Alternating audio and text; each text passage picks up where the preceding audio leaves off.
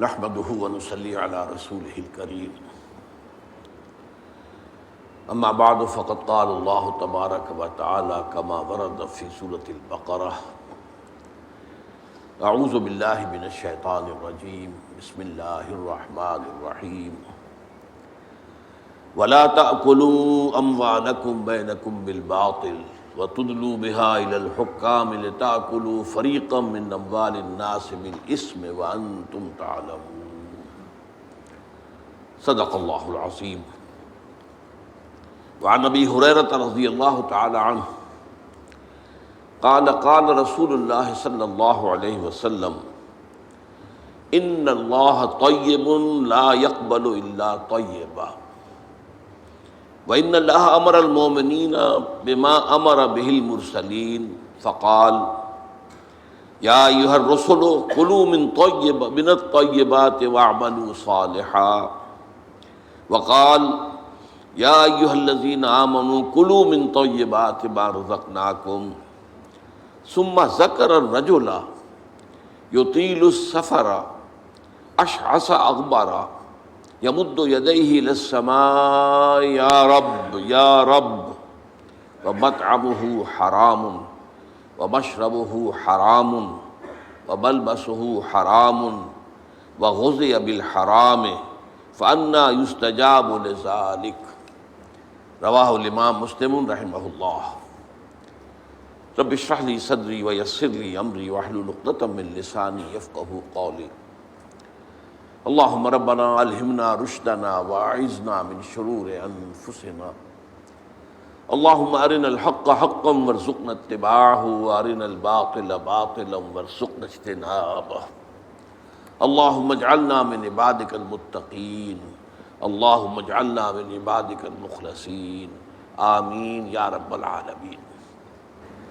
آج 40 نووی کی حدیث نمبر 10 میں نے آپ کو سنائی ہے. تقویٰ کا معیار کیا ہے؟ اب یہ لفظ ہمارے ہاں عام استعمال ہوتا ہے، فلاں شخص بڑا متقی ہے، بڑا پرہیزگار ہے. تقویٰ کا کوئی نہ کوئی تصور ہر شخص اپنے ذہن میں رکھتا ہے. عام طور پر صورت یہ ہے کہ ایک تو تقویٰ کو عبادات سے متعلق مانا جاتا ہے.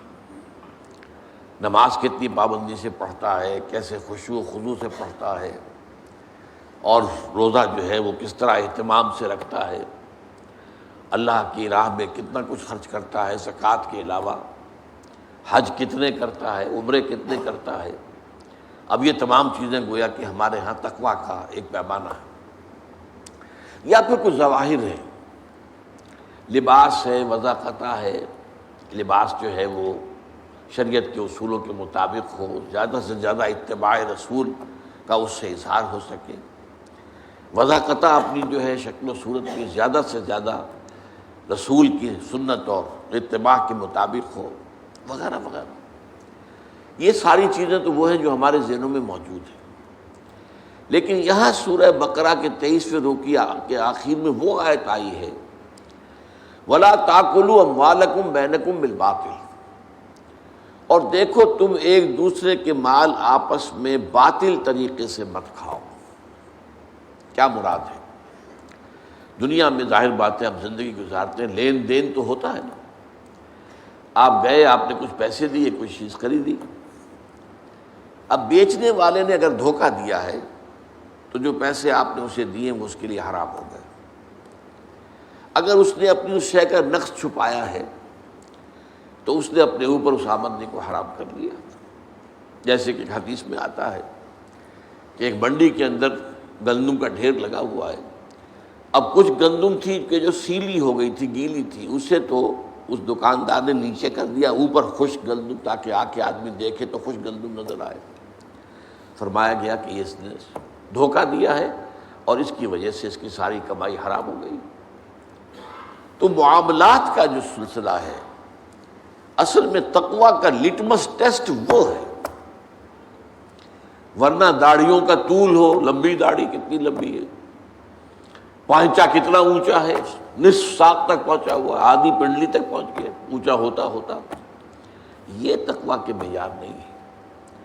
اس سے تو لوگ تو دھوکہ کھا سکتے ہیں، لوگ جو ہیں فریب میں آ سکتے ہیں، لوگ غلط تصور قائم کر سکتے ہیں۔ اللہ تعالیٰ کے ہاں ظاہر بات ہے کہ اللہ کو ہم دھوکہ نہیں دے سکتے۔ تو تقویٰ کا اصل معیار ہے عقل حلال۔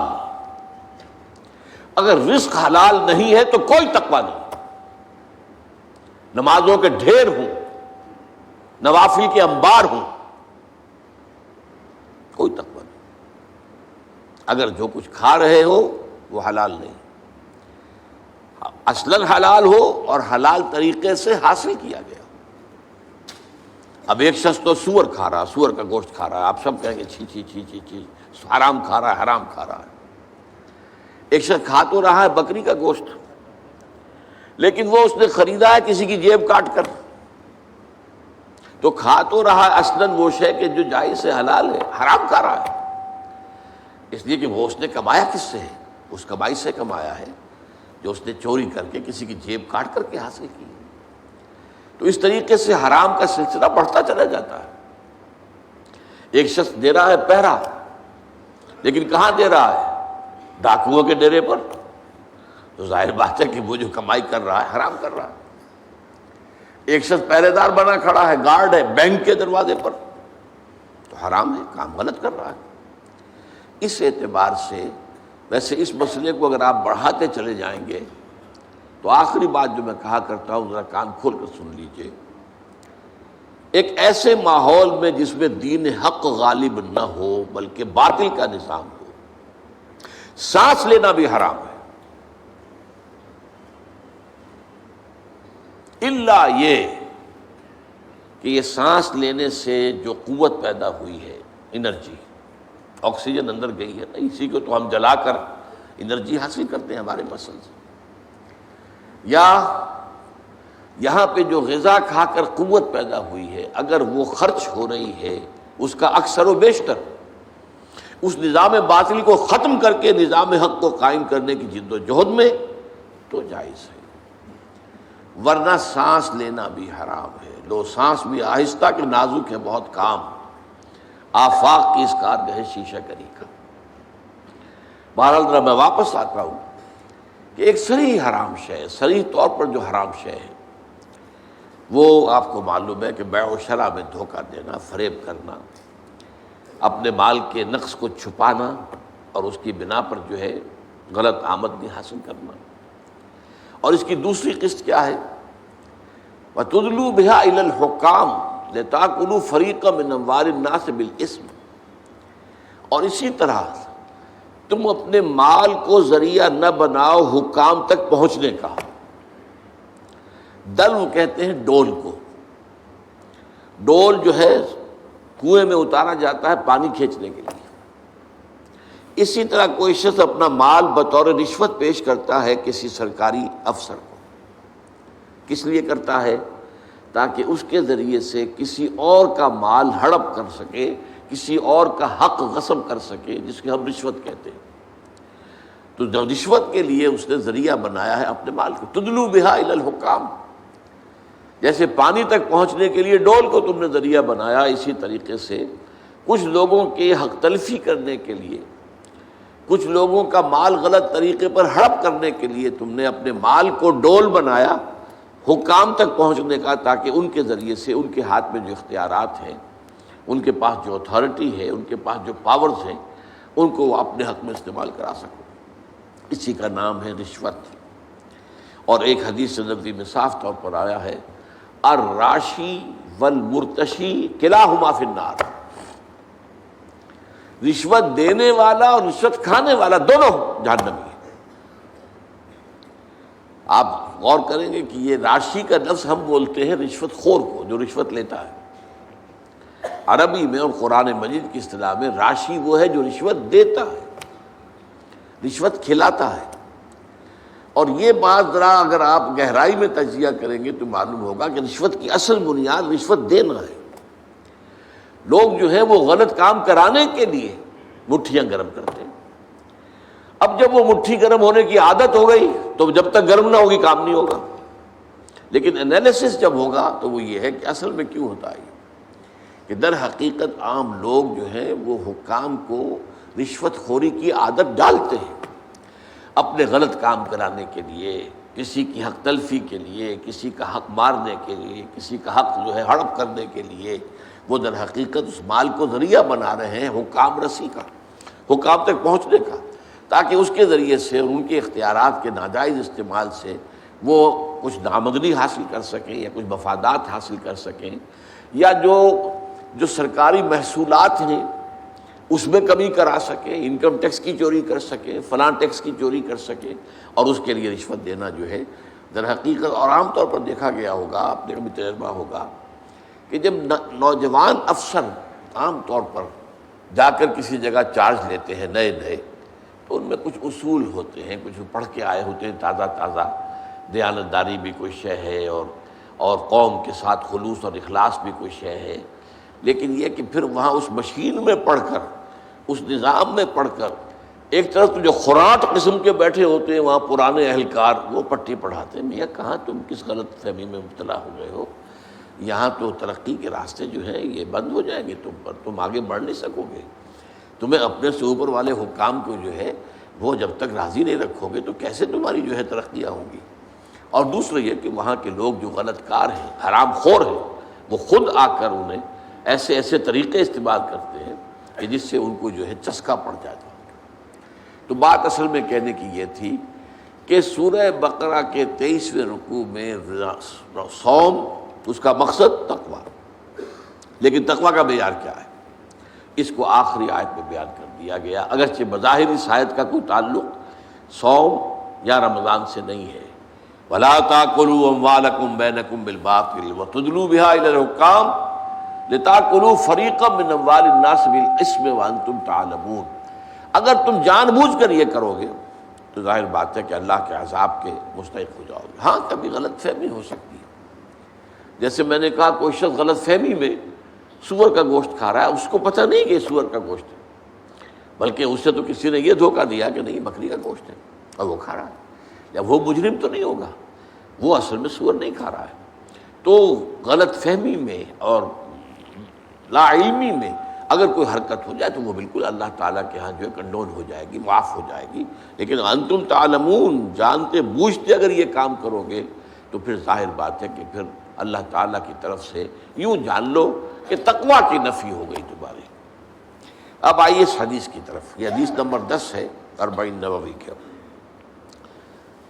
اب یہاں عقل حلال کی جو اہمیت ہے اور اس کا جو مقام و مرتبہ ہے وہ بیان ہو رہا ہے۔ حضور نے فرمایا، حضرت ابو ہریرہ اس کے راوی ہے رضی اللہ تعالی عنہ، اور مسلم شریف کی روایت ہے، ان اللہ طیب لا یقبل الا طیبا، دیکھو اللہ پاک ہے اور وہ صرف پاک چیز قبول کرتا ہے۔ تم نے 20-30 ہزار روپے کا دمبا اللہ کی راہ میں جو ہے وہ عید کے روز قربان کر دیا، لیکن وہ حرام کی کمائی سے تھا، اللہ کیا اس کا کوئی وزن نہیں ہے۔ لن ینال اللہ لحومها ولا دماؤها ولکن ینالہ التقوی منکم، دیکھو ان قربانیوں کا نہ گوشت اللہ تک پہنچتا ہے نہ خون، ہاں پہنچنے والی چیز ہے اگر تقوی ہے تمہارے اندر، تقوی ہے، جائز آمدنی سے، جائز کمائی سے تم نے وہ جانور خریدا ہے، اللہ کی راہ میں اس کو ہدیہ کیا ہے، اللہ کی راہ میں ذبح کیا ہے، تو اس کے ایک ایک بال کے اوپر بھی اجر ہے، تو ہر چیز جو ہے اس کے لیے اللہ تعالیٰ کے ہاں وہ تمہاری میزان کے اندر، میزان عمل میں آئے گا۔ لیکن تقویٰ نہیں ہے، حرام کی کمائی سے کیا ہے تو اللہ کو قبول نہیں ہے۔ ان اللہ طیب ولا یقبل الا طیبا الا طیبا، اور وہ سوائے پاک کے، پاک چیز کے، حلال چیز کے اور کسی چیز کو قبول نہیں کرتا۔ یہی تو پہلا قتل جو ہوا تھا نوع انسانی میں، سورہ مائدہ میں اس کا ذکر ہے۔ حضرت آدم کے 2 بیٹوں نے قربانی پیش کی، قربا قربانن، یہ قربانی اصل میں کس سے لفظ سے بنا؟ قرب سے، اللہ کا تقرب حاصل کرنے کی، قربانی اصل میں قرب سے بنا ہے۔ تو اللہ کا تقرب حاصل کرنے کے لیے ایک شخص جو تھا ان میں سے، وہ چرواہا تھا، ایک بھائی، اس نے لا کر کوئی بھیڑ یا مینڈھا جو ہے وہ اللہ کی راہ میں قربان کیا، اور دوسرا جو تھا وہ کھیتی باڑی کرتا تھا، اس نے کچھ اپنی جو پیداوار ہے اس میں سے کچھ لا کر پیش کیا قربانی کے طور پر۔ اچھا، اس وقت کیا رواج تھا جو آج نہیں ہے، وہ ختم ہو چکا ہے، کہ کسی کی قربانی کی قبولیت کی علامت یہ ہوتی تھی کہ آسمان سے آگ اترتی تھی اور اس قربانی کو بھسم کر دیتی تھی۔ یہ علامت تھی اس بات کی کہ اللہ تعالیٰ نے اس قربانی کو قبول کر لیا۔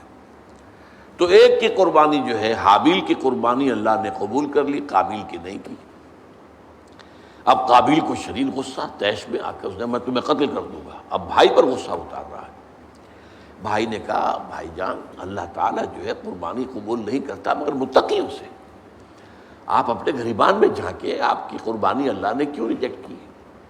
لیکن نہیں، اس نے کہا میں قتل کروں گا۔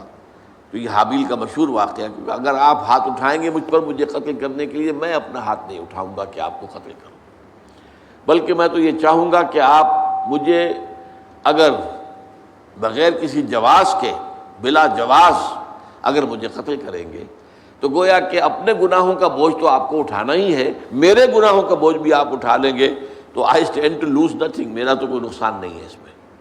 بہرحال یہ پہلا قتل تھا کہ جو نوع انسانی میں ہوا ہے، اور اس میں بات کی تقویٰ۔ اللہ تعالیٰ جو ہے وہ تو متقیوں سے قبول کرتا ہے قربانی، وہ مالی ہو، کسی طرح کی قربانی ہو، وہ عبادت ہو، بدنی عبادت ہو، التحیات للہ والصلوات والطیبات، یہ ساری چیزیں جو ہے یہ اگر تقویٰ کے ساتھ ہیں تو اللہ کے ہاں قابل قبول ہے، ورنہ نہیں۔ وَإِنَّ اللَّهَ أَمَرَ الْمُؤْمِنِينَ، حضور فرماتے ہیں اللہ نے اہل ایمان کو بھی وہی حکم دیا ہے، بما امر بہ المرسلین، جو اس نے اپنے رسولوں کو حکم دیا۔ اب یہاں دیکھیے کہ حضور سورہ مومنون کی ایک آیت کوٹ کر رہے ہیں، سورہ مومنین کی آیت نمبر 51 ہے، یا ایھا الرسل کلوا من الطیبات واعملوا صالحا، اے میرے رسولو پاکیزہ چیزیں کھاؤ اور عمل نیک کرو۔ یہ عقل حلال کے ساتھ پھر اس کے بعد جو ہے وہ عمل نیک اللہ تعالیٰ کے ہاں وہ قابل قبول ہوگا۔ کلوا من الطیبات واعملوا صالحا۔ وقال، اور ایک دوسری آیت بھی آپ نے کوٹ کی، یہ سورہ بقرہ کی آیت نمبر 172 ہے، یا ایھا الذین آمنوا کلوا من طیبات ما رزقناکم، دیکھو کھاؤ ان پاک چیزوں میں سے جو ہم نے تمہیں دی۔ گویا کہ عقل حلال، رزق حلال، رزق طیب، حلال و طیب، یہ ہے در حقیقت جس کا حکم دیا جا رہا ہے، رسولوں کو بھی دیا گیا اور اہل ایمان کو بھی دیا گیا۔ ثم ذکر، اب یہ ہے اس حدیث کا وہ ٹکڑا کہ جو لرزہ طاری کر دینے والا ہے۔ پھر حضور نے ذکر فرمایا الرجل، ایک ایسے شخص کا، یطیل السفر، جو بڑا لمبا سفر کر کے آیا ہے۔ حدیث میں صراحت نہیں ہے لیکن گمان یہ ہے کہ یہ حج کا سفر ہے۔ ایک شخص دور دراز سے اور احرام باندھ کے آیا ہے، اور ظاہر بات ہے کہ اس زمانے میں سفر جو ہے، فرض کیجئے کوئی شخص مدینے سے چل کر آیا ہے مکہ حج کرنے کے لیے، تو 7 دن کا سفر تو اس کا ویسے ہی ہے اونٹ کے اوپر۔ اب کیا اس کا حال ہو جاتا ہوگا، احرام کی پابندیاں، نہاتا بھی نہیں ہے، مبادا کو بال ٹوٹ جائے، دم دینا پڑ جائے، اس حوالے سے اور انتہائی احتیاط کے ساتھ جو ہے، اور وہ چل رہا ہے اور 7 دن کا سفر کیا ہے، تو کیا حال ہوا ہوگا؟ کپڑے میلے بوسیدہ، احرام میلا اور بوسیدہ ہو گیا ہوگا، بالوں کے اندر جو ہے وہ پراگندہ ہوں گے بال۔ اب اس کے اندر جو ہے وہ چونکہ نہ کوئی تیل ڈالا گیا، نہ خوشبو ڈالی گئی، نہ اسے انہیں جو ہے دھویا گیا، تو فرمایا ثم ذکر الرجل یطیل السفر اشعث اغبر، بال پراگندہ بھی ہے اور غبار آلود بھی ہے، اونٹوں پر سفر کیا ہے۔ اور ظاہر بات ہے کہ قافلہ جب چلتا ہے اونٹوں کا تو اگلا اونٹ جو ہے وہ جو خاک اڑاتا ہے وہ پچھلے اونٹ کی سواری کے اوپر آئے گی لازماً۔ گھوڑے جب دوڑتے ہیں تو ان کے سموں سے جو اڑنے والی خاک ہے وہ ظاہر بات ہے کہاں جاتی ہے، سواروں پر بھی آتی ہے۔ یمد یدیہ الی السماء، وہ اپنے دونوں ہاتھ اٹھاتا ہے آسمان کی طرف، یا رب یا رب، اے میرے پروردگار اے میرے پروردگار۔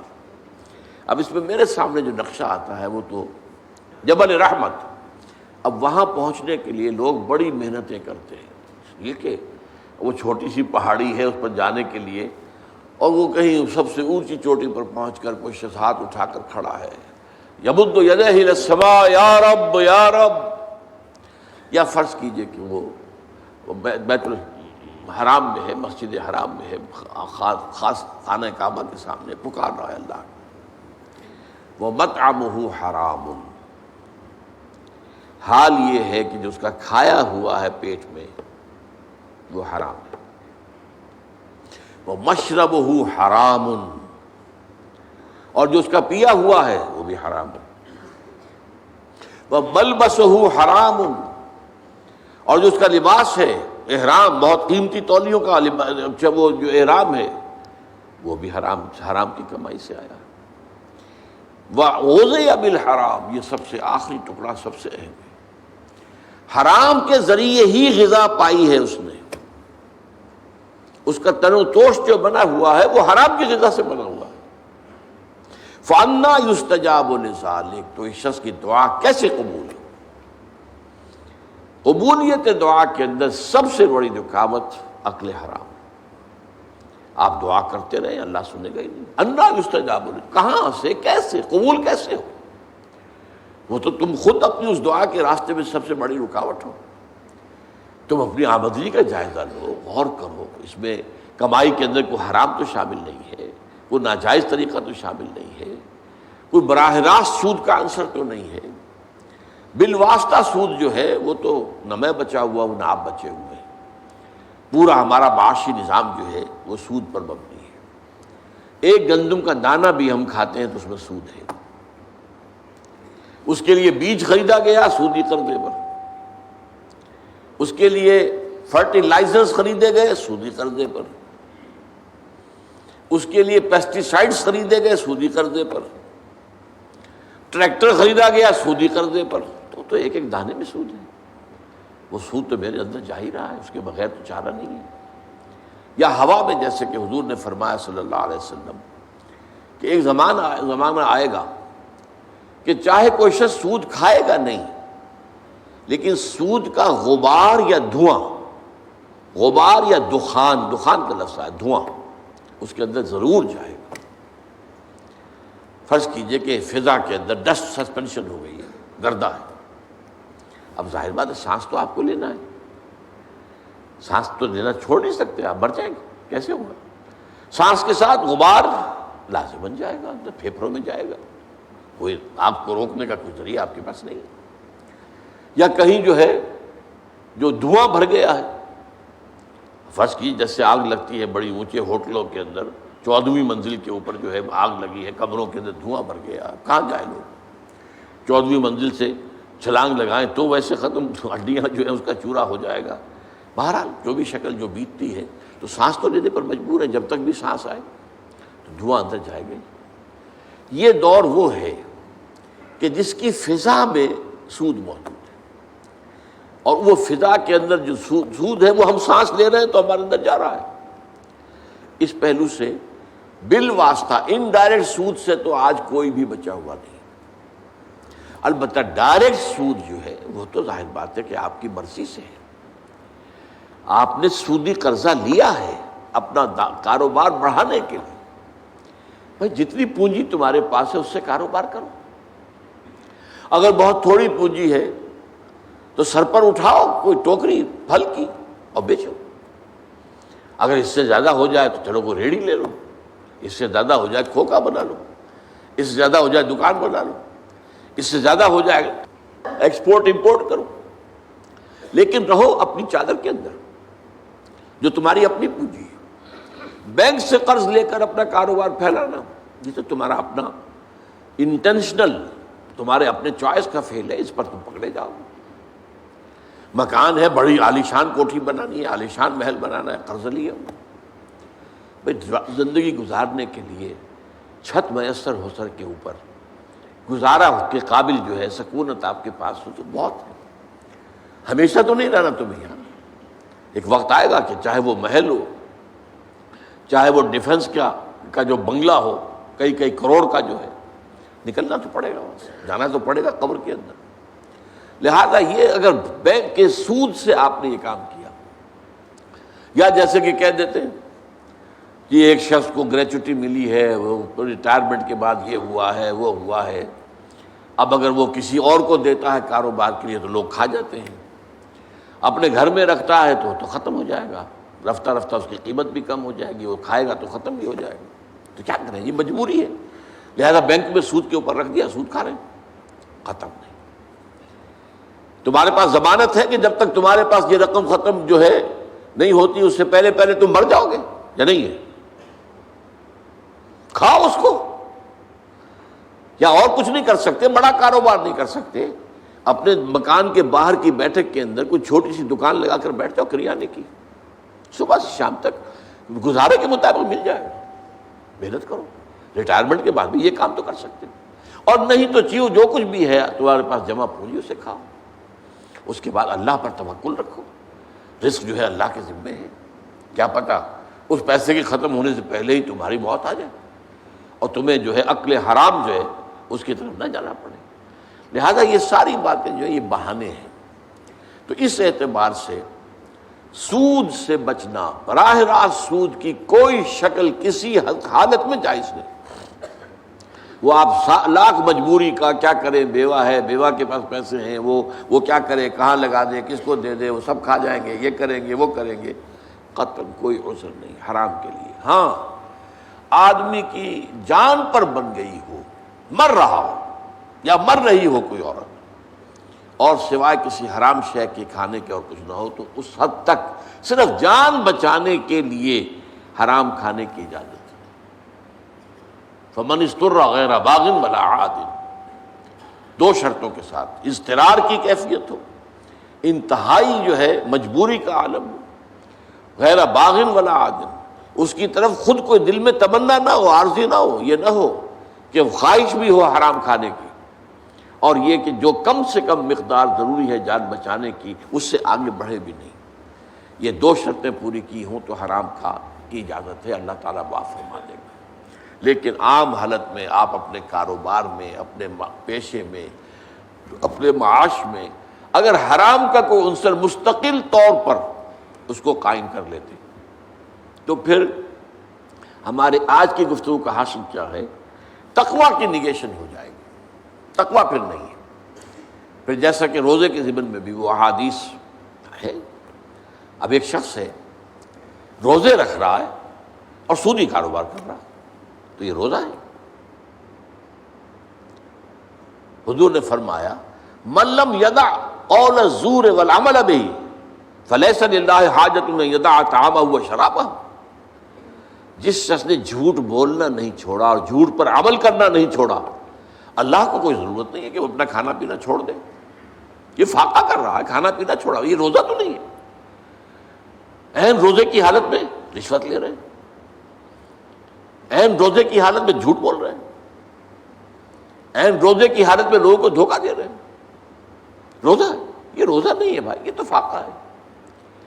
اس لیے فرمایا کم من صائم لیس لہ من صومہ الا الجوع، کتنے ہی ہیں روزے رکھنے والے جنہیں اپنے روزے سے سوائے بھوک اور پیاس کے کچھ حاصل نہیں، کوئی اجر و ثواب ہے ہی نہیں۔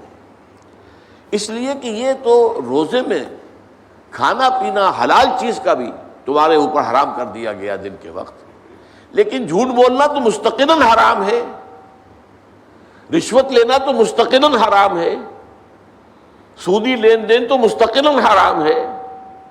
وہ مستقل حرام جو ہے وہ عین روزے کی حالت میں بھی جاری ہے، تو ظاہر بات ہے کہ یہ روزہ نہیں ہے۔ تو جیسا کہ میں نے عرض کیا، روزے، صیام، قیام رمضان یہ بھی ہے، فلیس لہ من صیامہ الا الجوع ومن قیامہ الا السحر، یہ رات کو کھڑے رہنا بھی، اس سے بھی سوائے انیندرا جسے آپ کہتے ہیں کہ نیند کی قربانی اس نے دی ہے اور اسے حاصل کچھ نہیں ہوگا، نیند اس نے اپنے کھوئی ہے، اسے حاصل کچھ نہیں ہوگا، نہ قیام لیل سے اور نہ صیام النہار سے۔ اس اعتبار سے تقویٰ جو ہے در حقیقت وہ ہے اصل، اور وہ ہے مالی معاملات میں تقویٰ، معاملات انسانی میں تقویٰ، بیع و شرع میں تقویٰ، کاروبار میں تقویٰ، آمدنی میں تقویٰ۔ جب تک کہ حلال نہیں ہوگا اس وقت تک ظاہر بات ہے کہ تقویٰ نہیں ہوگا۔ یہاں چونکہ تقویٰ کا مضمون آئی گیا ہے تو میں آپ کو ایک بہت پیارا واقعہ سنا دیتا ہوں کہ تقویٰ کی تعریف کیا ہے۔ اس پر حضرت عمر رضی اللہ تعالیٰ عنہ کی مجلس شورا میں بھی بحث چھڑ گئی، تقویٰ کسے کہتے ہیں؟ ہاؤ ٹو ڈیفائن تقوی، تقوی کی ایک جامع و معنی تعریف کیا ہوگی؟ اب بہت سے صحابہ نے اپنی اپنی رائے دی. حضرت ابی بن کعب رضی اللہ تعالی عنہ وہ خاموش بیٹھے رہے. اور یہ وہ صحابی ہیں جن کے بارے میں حضور کی حدیث یہ ہے اقرؤہم ابی بن کعب، میرے صحابہ میں قرآن کا سب سے بڑا عالم اور قاری جو ہے وہ ابی بن کعب ہے. تو حضرت عمر نے کہا ابی آپ نے کچھ نہیں بتایا، آپ بتائیں تقویٰ کسے کہتے ہیں؟ اس پر انہوں نے کہا امیر المومنین، اگر کسی شخص کو کسی خاردار جنگل میں سے گزرنا پڑے، اوپر جھاڑیاں ہیں، کانٹوں دار ہیں، درخت ہیں، نیچے لمبی لمبی گھاس ہے، کوئی پگڈنڈی بھی بنی ہوئی نہیں ہے کہ جو راستہ نظر آ رہا ہو، کیا پتہ کہیں گھاس کے اندر کوئی سانپ کنڈلی مارے بیٹھا اور آپ کا پاؤں اس پر پڑ جائے. اور آپ کو معلوم ہے امیزن کا طاس اور کانگو کا طاس جو ہے، یہ جو دنیا میں جو سب سے زیادہ گھنے جنگل ہیں افریقہ میں اور ایک ساؤتھ امریکہ میں، ان میں تو سانپ اوپر سے بھی لٹکے ہوئے ہوتے، درختوں سے شاخوں سے لٹکے ہوئے بھی. اب کسی کو گزرنا ہو تو کس طرح پھونک پھونک کر قدم رکھے، دیکھ دیکھ کر، چوکنا ہو کر، اچھی طرح احتیاط سے. یہ در حقیقت تقویٰ ہے، بچنا. کہیں میرے کپڑے کسی کانٹوں میں الجھ نہ جائیں، کہیں میرا پاؤں کسی موذی جانور کے اوپر نہ آ جائے، کہیں میرا پاؤں کسی موذی جانور کے بل یا بھٹ میں نہ پڑ جائے.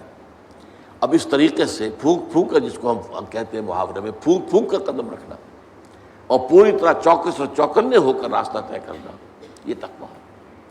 اس پہلو سے در حقیقت یہ زندگی جو ہے یہ بھی ایک سفر ہے جس کے لیے حدیث ہے حضور کی، کن فی الدنیا کانک غریب و عابر سبیل، دنیا میں ایسے رہو جیسے کہ تم اجنبی ہو. یہ بہت قابل غور ہے معاملہ. اصل میں ہم دیکھتے ہیں عام لوگوں کی دلچسپیاں کیا ہیں، عام لوگ کدھر بھاگ رہے ہیں، کدھر دوڑ رہے ہیں. سب کو دنیا کی پڑی ہوئی ہے، بہتر سے بہتر مکان، عالی شان سے عالی شان محل، نئی سے نئی کار، اعلیٰ سے اعلیٰ کار. اس میں ایک آدمی جو ہے جو حق پر چلنے والا ہو اور جس نے اپنے آپ کو دین کے لیے وقف کر دیا، وہ اپنے آپ کو اجنبی پائے گا. میری سوچ اور ہے، ان کی اور، انہیں دنیا کسی اور چیز کی ہے، مجھے فکر کوئی اور دامن گیر ہے، تو اجنبی. وہ اپنے آپ کو اس ماحول میں اجنبی پائے گا. کن فی الدنیا کانک غریب او عابر سبیل، یہ ایسے رہو جیسے کہ راستہ گزرنے والا ہوتا ہے، اسے راستے سے کوئی پیار نہیں ہوتا. اصل میں تو منزل ہے جہاں پہنچنا ہے، اسے راستہ اس منزل تک پہنچانے کا ذریعہ ہے. یہی وجہ ہے کہ حضور نے فرمایا صلی اللہ علیہ وسلم، مالی ولی دنیا، مجھے تمہاری دنیا سے کیا سروکار. انما مثلی کا راکب استظل تحت شجرۃ ثم راح فترکھا، میری مثال تو اس مسافر کی سی ہے، سوار جو تھوڑی دیر کے لیے رکتا ہے کسی درخت کے سائے میں سستانے کے لیے، تھوڑا سا آرام کرنے کے لیے، پھر وہ چھوڑتا ہے، اس کو اپنا راستہ لیتا. یہ اس کا ٹھکانہ تو نہیں ہے، یہ اس کی منزل تو نہیں ہے، یہ اس کا گھر تو نہیں ہے، یہاں اسے رہنا تو نہیں ہے. تو ٹھیک ہے، دنیا کا درخت کا ایک سایہ، تم پر بھی چھت کا ایک سایہ ہو جائے بہت غنیمت ہے، غنیمت سمجھو کہ سایہ ہے. لیکن یہ ہے کہ عالی شان محلوں کی آرزویں دماغ سے نکال دو، دنیا کی چیزوں کی طلب جو ہے وہ دل سے نکال دو، باہر کر دو. جس کو کہتے ہیں کہ یہ جیسے ہے جیسے کہ سمندر میں کشتی جا رہی ہو، سمندر کشتی چل رہی ہے پانی پر، لیکن اگر یہ پانی آ گیا کشتی میں تو ڈوب جائے گی. لہذا دنیا میں رہو، یہ سمندر ہے جس میں تمہاری کشتی چلنی ہے، لیکن اس پانی کو دل میں مت آنے دو. اس کی محبت، اس کی آرزو، اس کی تمنا یہ دل میں کہا ہے. کن فی الدنیا کانک غریب عابر سبیل. اور اسی حوالے سے ایک اور حدیث حضور نے فرمایا، یہ ہماری پوری تاریخ کا ایک جو سمجھیے خلاصہ ہے. بدا الاسلام غریبا وسیعود کما بدا فطوبی للغرباء. اسلام کا جب آغاز ہوا ہے تو وہ غریب تھا، اجنبی تھا، کوئی اس کا پہچاننے والا تھا ہی نہیں۔ آپ سوچئے مکہ مکرمہ کے ابتدائی دنوں میں حضور کیا محسوس کرتے ہوں گے؟ کوئی ہے میرا جاننے والا، میرا پہچاننے والا؟ کوئی ہے؟ ظاہر بات ہے کہ بالکل اجنبی، اکیلے، تنہا، معدود چند ساتھی آئے ہیں۔ تو اسلام غریب تھا، بدا الاسلام غریبا۔ اس کے بعد ایک وقت آیا کہ اسلام کو اللہ نے طاقت دی، اذا جاء نصر اللہ والفتح ورأیت الناس يدخلون فی دین اللہ افواجا۔ جب اللہ تعالیٰ کی نصرت آ گئی اور فتح آ گئی، اور آپ نے دیکھا یا آپ دیکھیں، دو ترجمے ہو سکتے ہیں کہ لوگ جو ہیں جوق در جوق، فوج در فوج اللہ کے دین میں داخل ہو رہے ہیں، وہ وقت بھی آ گیا۔ تو اب اسلام غریب نہیں رہا، اب تو سب اسلام کے دوست بن گئے، اسلام کے چاہنے والے ہو گئے۔ اسلام جو ہے وہ طاقتور کے تو سبھی ساتھی، سبھی دوست ہیں، لیکن بس یعود کما بدا، ان قریب اسلام پھر اجنبی ہو جائے گا جیسا کہ وہ پہلے اجنبی تھا۔ یہاں سین آیا ہے، سیعود، سوفا نہیں۔ عربی میں جب سین آتا ہے فعل مضارع پر، آپ کو معلوم ہے فعل مضارع عربی میں مستقبل اور حال، حال اور مستقبل دونوں کو کور کرتا ہے۔ اگر مستقبل کے لیے خاص کرنا ہو تو سین یا سوفا لگائیں گے۔ سَيَقُولُ السُّفَهَاءُ مِنَ النَّاسِ مَا وَلَّاهُمْ عَنْ قِبْلَتِهِمُ الَّتِي كَانُوا عَلَيْهَا۔ ان قریب کہیں گے لوگوں میں سے یہ نادان لوگ کہ کس چیز نے انہیں پھیر دیا اس قبلے سے جس پر یہ تھے جب تحویل قبلہ کا حکم آیا۔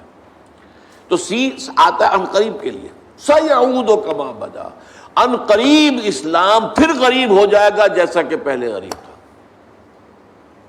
اب جو بات سمجھنے کی ہے، مسلمان غریب نہیں رہے، امیر سے امیر تر ہوتے چلے گئے، لیکن اسلام خلافت راشدہ کے خاتمے کے ساتھ ہی غریب سے غریب تر ہوتا چلا گیا۔ It's a very big contrast.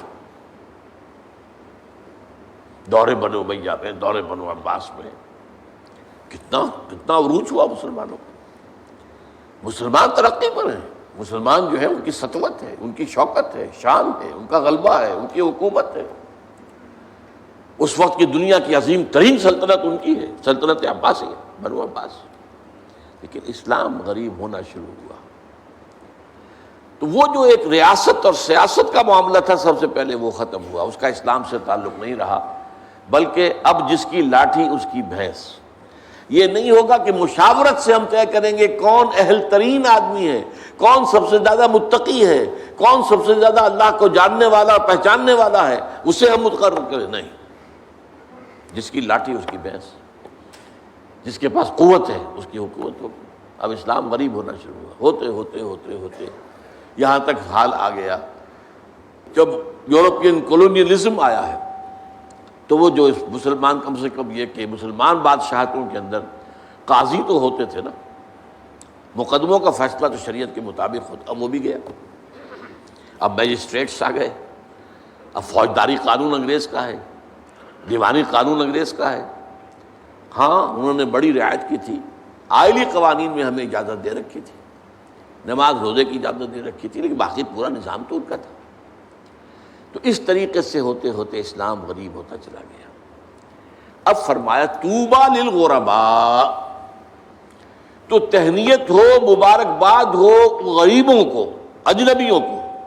کیا مطلب؟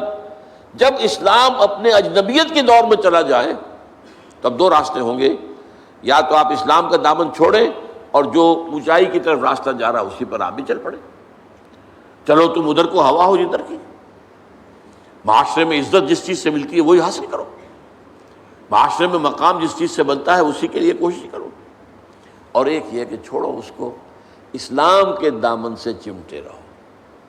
اسلام غریب ہو گیا تم بھی غریب ہو جاؤ، تمہارے جاننے پہچاننے والے بھی پھر نہیں رہیں گے، تمہارے ملنے والے بھی نہیں رہیں گے، تم سے کوئی رشتہ داری کرنا بھی پسند نہیں کرے گا۔ ظاہر بات ہے کہ تم تو اس معاشرے کے اندر اجنبیہ ہو، تم اس میں مسفٹ ہو، اس کی اقدار کے مطابق تمہارا معاملہ نہیں ہے۔ تو طوبیٰ للغرباء، اللہ تعالی ہم سب کو نبی اکرم صلی اللہ علیہ وسلم کی اس تہنیت اور اس مبارکباد کا مستحق بنائے۔ اقول قولی ھذا واستغفر اللہ لی ولکم ولسائر المسلمین والمسلمات۔